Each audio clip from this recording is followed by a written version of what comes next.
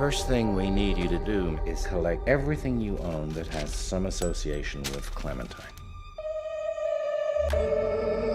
Comfortable? Okay, let's get started. Please let me keep this memory. Just this one. Can you hear me? I don't want this anymore. I want to go on. Have you ever wished you could just erase someone from your memory? Wipe out the pain of a broken relationship as if it never happened? Eternal Sunshine of the Spotless Mind takes that haunting thought and transforms it into a story that is at once deeply romantic, achingly melancholic, and profoundly human. It's not just a science fiction concept, it's an emotional journey that makes us question how much of who we are is tied to the people we love and the memories we carry. The film opens with Joel Barish, a quiet, introspective man who often blends into the background of life.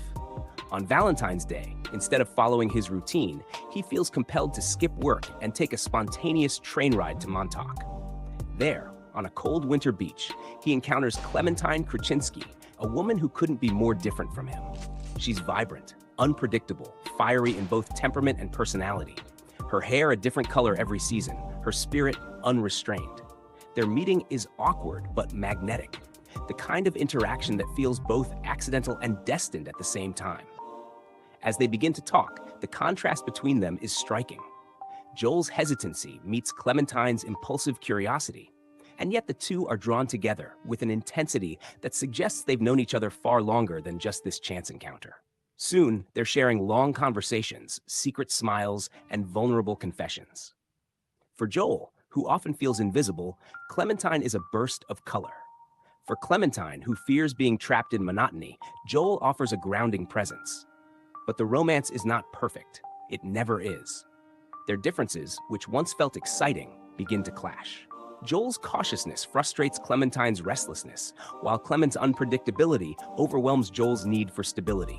Their fights sting, their silences grow heavy, and what once felt magical starts to unravel. It's here that the film reveals its bold twist.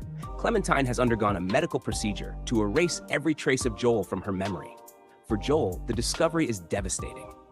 Imagine realizing that someone you loved deeply no longer remembers you, not because time faded the bond, but because they chose to erase you deliberately. In despair, Joel decides to undergo the same procedure.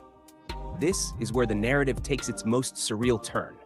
Much of the story from this point unfolds inside Joel's mind, as the company Lacuna Inc. systematically deletes his memories of Clementine, starting from the most painful and working backward to the tender beginnings. What follows is a mesmerizing journey through his subconscious, a dreamlike montage of moments, arguments replayed, laughter recalled, kisses relived, all dissolving into nothingness as the procedure progresses. But here's where it gets truly compelling. As Joel revisits the happier times, he realizes he doesn't want to lose them. Even the painful moments seem precious when he knows they're all that's left of her.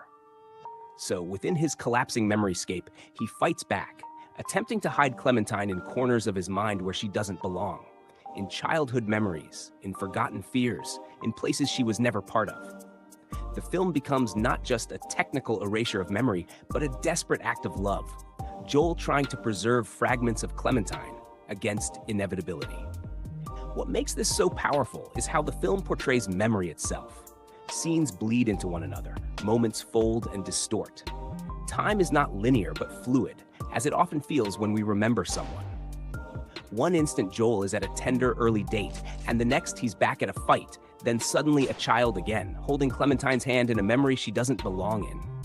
The disjointed structure mirrors the way our minds actually process experience, not as neat chapters, but as overlapping impressions that shape how we feel about people long after they're gone.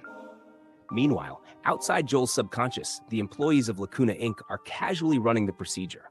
Their lives and relationships are messy, too, filled with secrets, longings, and mistakes. Their distractions bleed into Joel's erasure, subtly altering its course. These side stories may seem secondary, but they quietly echo the film's message. Love, in every form, is complicated, unpredictable, and impossible to control. By the time the story builds toward its conclusion, Joel's journey is less about erasing Clementine and more about rediscovering what she truly meant to him. The ending doesn't give us a clean resolution. It doesn't tell us whether love is destined to succeed or doomed to fail. Instead, it leaves us with a poignant question. If you knew a relationship might end in heartbreak, would you still choose to experience it? Would the joy be worth the inevitable pain? That's the beauty of this film. It doesn't glorify love as perfect or eternal. It portrays it as fragile, flawed, yet absolutely essential. Joel and Clementine represent two opposing forces that exist in all of us, the desire for safety and the longing for excitement.